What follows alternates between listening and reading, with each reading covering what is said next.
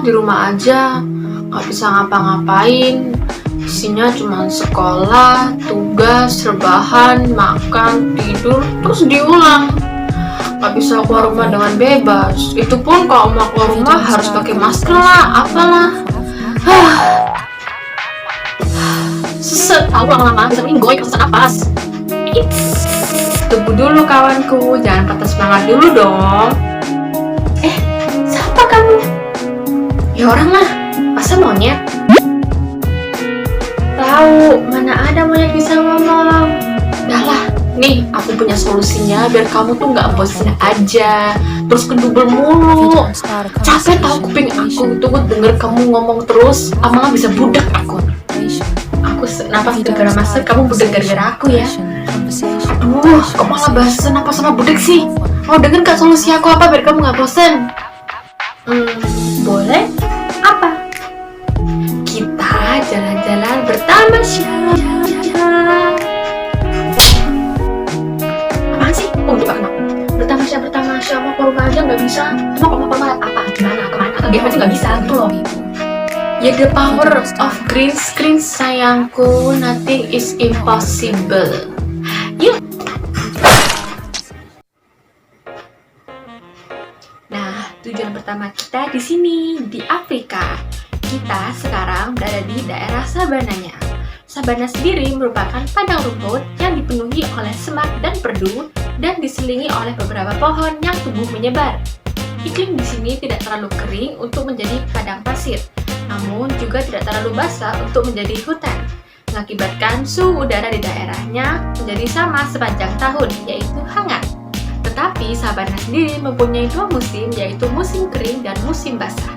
Berarti hampir sama kayak Indonesia dong. Kurang lebih lah, tapi kita di sini bahas Afrika, jangan nyeleneh. Lanjut. Nah, pada musim kering, curah hujan sedikit banget. Di antara bulan Desember dan Februari tidak ada hujan sama sekali. Namun, di musim kering, cuaca terasa lebih dingin. Sedangkan pada musim basah, savana mendapatkan banyak air hujan. Musim hujan di sini dimulai dari bulan Mei. Oh, gitu toh. Itu hewan apa? Oh, itu hewan singa. Kamu pernah denger nggak atau pernah lihat nggak film Madagaskar? Pernah? Nah, di film itu ada 4 karakter utama, yaitu ada singa, ada zebra, ada jerapah, dan ada hippo.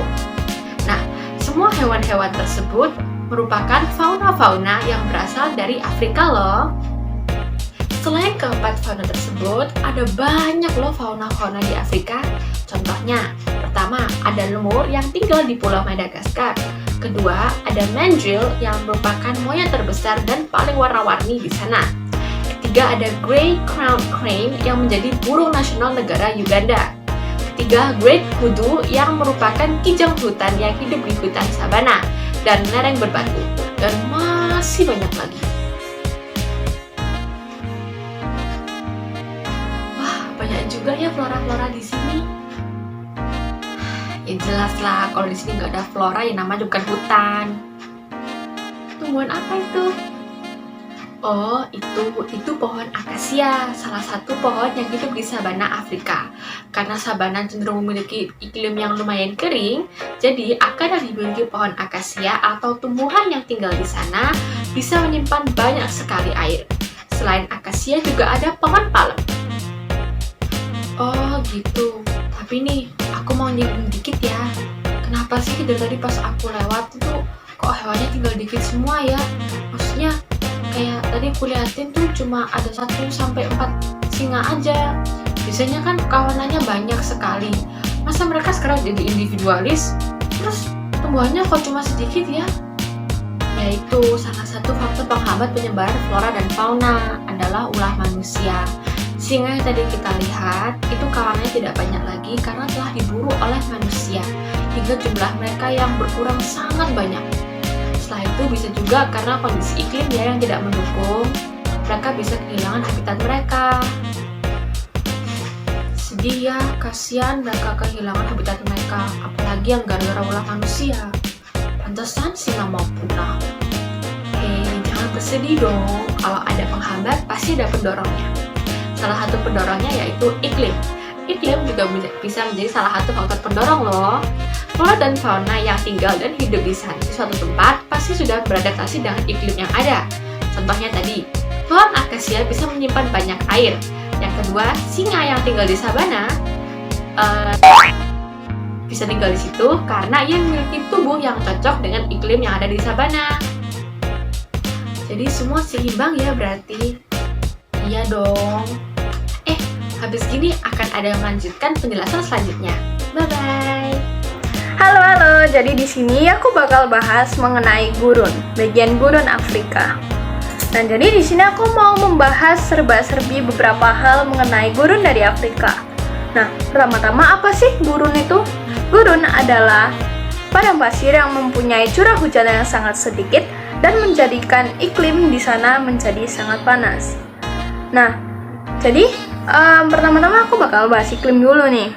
Iklim di gurun ini kan curah hujannya dikit dan itu menyebabkan gurun kan menjadi sangat panas, hardang gitu. Panas, tandus, kering, gersang. Lalu hujan juga bisa terjadi di gurun sih sebenarnya. Cuma hujan di sana terjadi pada akhir musim panas, yang dimana iklim ini hanya terjadi di wilayah gurun Sahara, gurun Nusia, dan juga gurun Libya.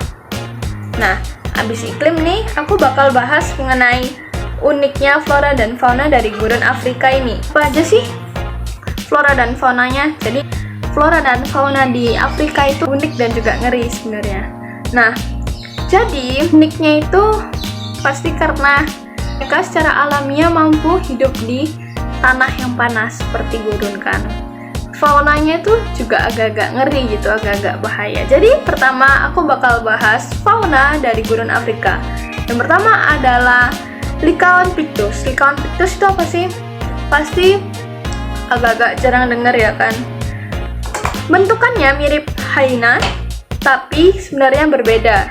Karena dia ini anjing liar yang berada di gurun, bukan anjing liar kayak di jalanan, beda. Ini spesifikasi gurun, woy. Jadi lebih danger gitu. Nah, Lycaon pictus ini hidup berkelompok dan berkerumun bersama kawanannya. Jadi mereka melakukan perburuan bersama teman-temannya. Bahkan nih, Lycaon pictus itu bisa memangsa dan memakan singa. Bayangin, singa sebesar itu. Bayangin aja kalau misalnya kita manusia lagi jalan-jalan di gurun. Gitu kan. Jadi jalan-jalan tuh di gurun terus dicegat sama kawanannya Lycaon pictus, kan gak lucu nih. Mau lari kemana coba? Di sana aja gak ada warung, mau sembunyi mana? Terus habis itu, yang kedua adalah ular South-Gilled Viper. Nah, ular ini memiliki ukuran sekitar 80 cm dan dia tinggal di gurun yang pasti di tumpukan-tumpukan pasir gitulah. Jadi kayak dia berkamuflase sehingga memudahkan dia untuk berburu mangsanya. Jadi kalau misalnya nih kita manusia lagi ke gurun jalan-jalan itu, terus kita nggak lihat tuh dan keinjek pasir yang lagi dihuni sama ularnya, terus kepatok kan auto meninggoy itu takutnya. Ya lagian kalau mau cari bantuan, mau cari kemana gitu, nggak ada. Susah kan di gurun, tengah-tengah gurun. Selain uniknya fauna-fauna yang saya sebut itu, ada juga hewan seperti kadal gurun. Kadal gurun tuh kayak kartun ini. Nih kartun ini. Jadi dia hidupnya bener-bener ya berkeliaran aja gitu di gurun kan. Terus habis itu ada tupai tanah, ada antelope, ada gazelle, dan juga ada kalajengking. Kalajengking sih nggak kalah berbahaya juga sama kayak hewan-hewan sebelumnya kayak ular viper tadi itu. Soalnya kan kalajengking kan punya ekornya juga bisa bikin orang celaka. Nah, selanjutnya aku bakal bahas flora nih, floranya dari gurun Afrika. Nah, floranya itu cukup unik sih. Dan yang pertama ini namanya mungkin kalian nggak seberapa tahu sama tanaman yang satu ini karena cukup asing dan nggak pernah kesebut kayaknya. Nah, namanya itu adalah pohon baobab. Nah, pohon ini tuh unik banget guys. Si pohon baobab ini dapat tahan dan mampu lindungi dirinya, bisa menahan dirinya dari api. Nggak salah kalau misalnya pohon baobab habitat alamnya di gurun. Nah, lalu yang kedua ada apa sih? Yang kedua ini kalian udah pada tahu dan pada ngerti karakteristiknya gitu. Yang kedua ini ada kaktus. Siapa sih yang nggak tahu kaktus ya kan? Nah, kaktus ini memiliki ciri khas yang unik di mana kaktus ini mampu hidup tanpa air dalam jangka waktu yang sangat panjang. Nah, selain itu ada juga tumbuhan atau flora dari gurun Afrika seperti akasia dan juga papirus. Jadi karena aku udah nyebutin beberapa flora yang ada di Afrika, gurun Afrika, aku mau jelasin nih beberapa keterangan yang perlu kalian ketahui juga. Nah, karena gurun memiliki curah hujan yang sangat sedikit, menjadikan wilayah gurun ini menjadi kering, tandus, dan gersang. Jadi nggak semua tanaman bisa hidup di daerah gurun sana. Jadi cuma tanaman yang bisa beradaptasi dengan lingkungan keringlah yang bisa hidup, seperti kaktus dan tanaman musim seperti alang-alang, cucube, black saga, dan croastebas. Hal ini biasanya karena mereka memiliki akar yang cukup panjang dengan jaringan spons untuk menyimpan air dan juga jaringan parenkim yang bisa menyerap air.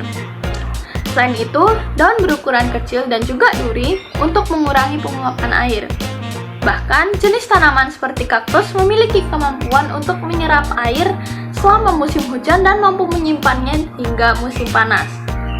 Nah, tadi kan kita juga udah bahas nih mengenai iklim, keunikan flora fauna Afrika, dan sekarang aku mau bahas tentang hutan. Sebenarnya di gurun itu tuh nggak ada hutan, karena hutan kan pasti wilayahnya luas nih, dipenuhi tumbuhan-tumbuhan tebal.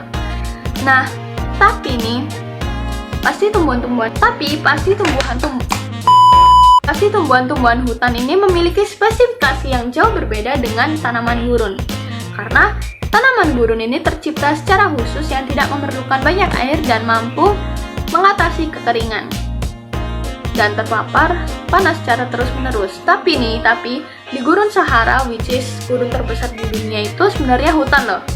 Nggak tahu kan? Oke, aku jelasin. Kurang lebih 10.000 tahun yang lalu, ada gurun sebesar 9 juta kilometer yang dulunya ini tanah hijau. Nah, kenapa sih yang awalnya hutan hijau, tanah hijau ini bisa menjadi gurun? Menurut penelitian dikatakan bahwa 8.000 tahun yang lalu ada manusia yang membawa hewan herbivora seperti domba, sapi, kambing, dan oleh karena itu hewan-hewan tersebut memangkas habis vegetasi asli dari gurun Sahara itu sendiri. Terutama si kambing nih, paling banyak persentasenya. Nah, kawanan kambing dan binatang lainnya telah membuat tanah yang sebelumnya tersembunyi oleh vegetasi yang tebal terpapar ke permukaan dengan konsekuensi iklim lokal yang menjadi sangat-sangat berubah. Selain itu, tanah dan pasir yang berwarna coklat ini akan memantulkan cahaya matahari yang mengandung energi dan kembali ke atmosfer. Hal ini membuat atmosfer menjadi panas. Nah, kalau atmosfer udah panas nih, pasti cenderung sulit untuk membuat awan. Kalau atmosfernya dingin, pasti gampang membuat awan. Nah, sedikit awan berarti sedikit hujan, dan itulah yang terjadi di gurun Sahara. Ini ada salah satu faktor penghambat yang akan saya sebutkan. Yang pertama adalah faktor biologis, di mana flora dan fauna ini kemungkinan sudah tidak lagi cocok dengan habitat sebelumnya. Dan hal ini bisa disebabkan oleh cuaca ataupun perilaku dari manusia itu sendiri. Nah, contohnya seperti binatang-binatang yang ada di gurun Afrika yang dimana berimigrasi atau berpindah tempat untuk mencari sumber air karena sumber air yang sebelumnya sudah tidak ada dan mengering. Lalu, faktor pendorong dari adanya penyebaran flora dan fauna di gurun ini oleh karena iklim. Karena pada dasarnya setiap flora dan fauna terlahir alami di setiap habitatnya, dan masing-masing memiliki keunggulan dalam iklim yang mereka tinggali. Contohnya ya seperti pohon kaktus yang saya sebutkan di awal-awal tadi, dan justru kaktus ini membutuhkan daerah yang cukup panas. Lanjut. Oke. Wah, tenang. Ada saya. Kalian tersesatkan? Nah, aku jelasin semuanya. Gini, sekarang ini kalian itu ada di hutan hujan tropis Afrika yang mengembentang melalui Afrika Barat dan Tengah. Gini, iklim di sini tuh lembab. Curah hujan tahunannya rata-rata 1.500 mm sampai 2.000 mm dan umumnya lebih rendah dari si timur. Ada musim kemarau yang berbeda dari Januari hingga Maret. Nah, kalau hutan tropis kayak gini nih, pasti macam-macam floranya banyak.